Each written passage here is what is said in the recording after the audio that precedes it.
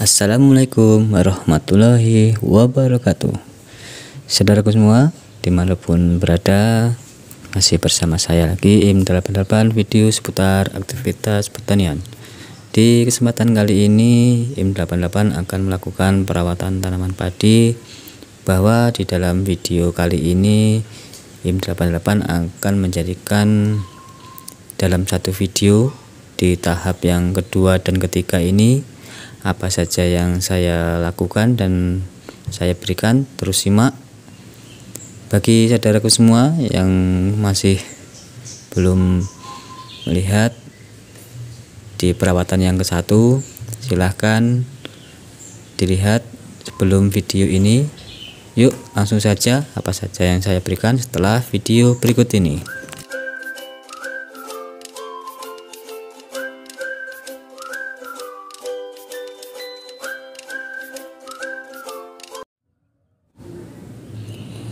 Baiklah saudaraku semua, di perawatan yang kedua, tahap yang kedua ini saya menggunakan nutrisi, yaitu dengan Utradap.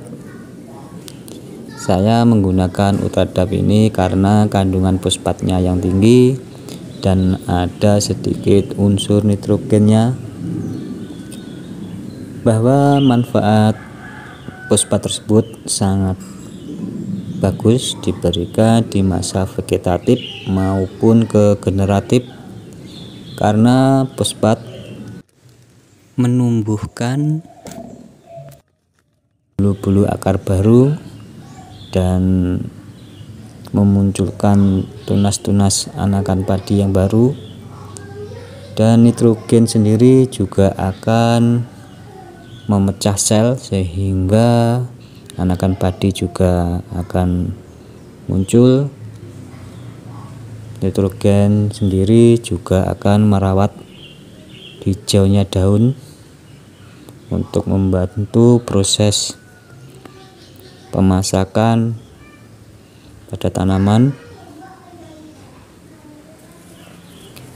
Untuk melengkapi memacu pertumbuhan anakan padi, saya akan menambah yaitu asam amino, mengingat tanaman padi ini setelah pengaplikasian herbisida dan di musim kemarau ini airnya tidak bisa lama dalam lahan. Asam amino juga mampu untuk mengatasi kestresen tanaman saat pindah tanam maupun setelah adanya serangan penyakit maupun hama, untuk memulihkan agar tanaman lebih cepat berkembang. Saya menggunakan asam amino ini dengan satu tutup sekitar 30 ml.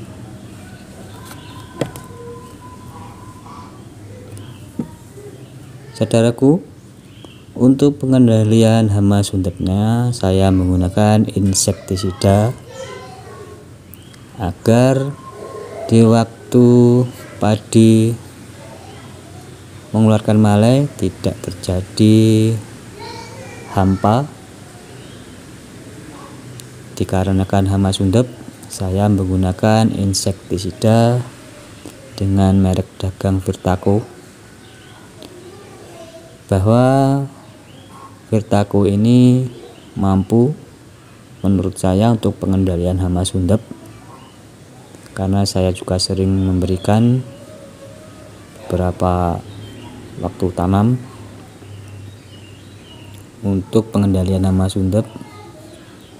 Saya menggunakan insektisida Virtaco ini satu saset ataupun 10 ml per tangki.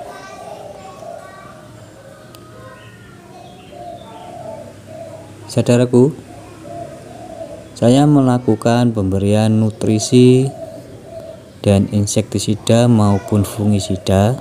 Saya pribadi menggunakannya dengan sendiri-sendiri, maksudnya saya melakukan pengadukannya sendiri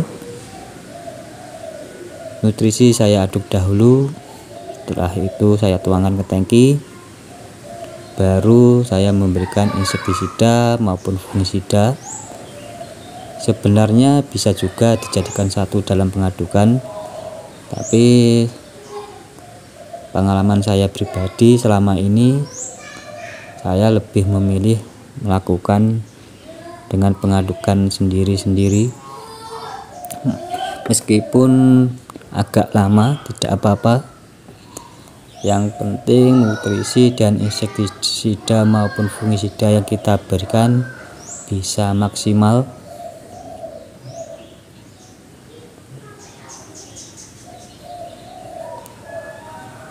Tanaman padi ini setelah saya memberikan perawatan yang ke-1 kemarin dan yang ini kedua,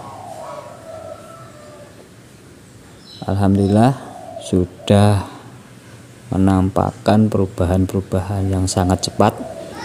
Setelah saya melakukan perawatan yang ke-1 kemarin, pemberian nutrisi setelah penyepraian herbisida untuk memacu anakan padinya, dan sekarang untuk tahap yang kedua saya juga memberikan nutrisi dan insektisida untuk memaksimalkan anakan padi.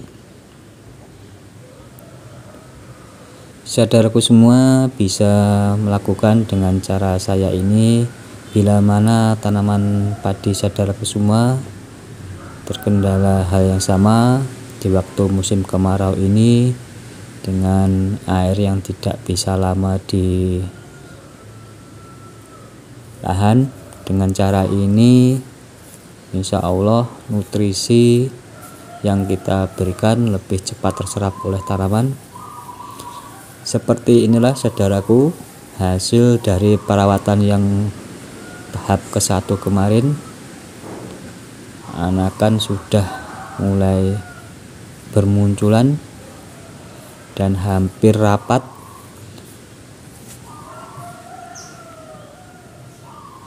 Dan seperti inilah kondisinya. Untuk tahap yang ketiga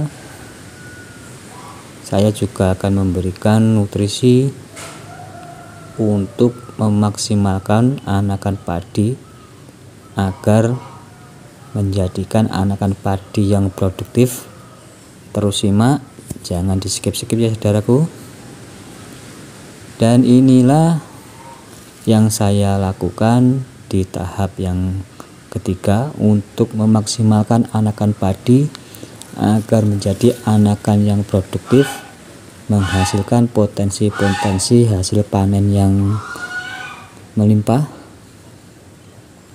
Saya masih menggunakan nutrisi yaitu dengan Ultradap.